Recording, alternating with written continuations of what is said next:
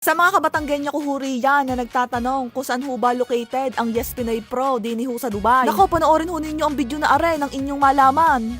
Hey, what's up mga kabatang?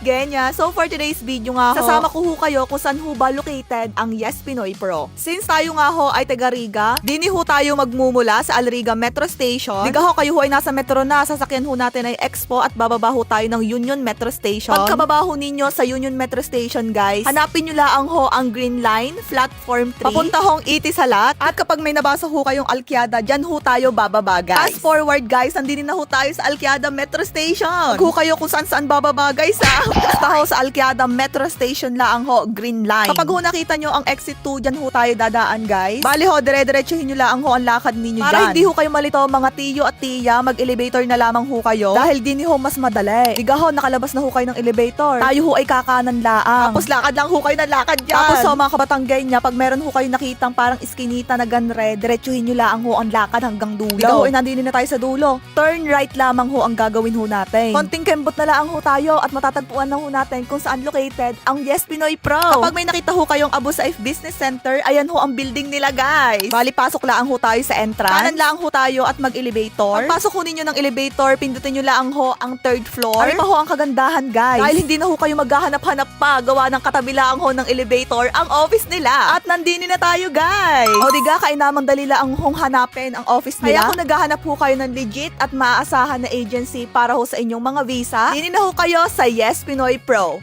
Bye!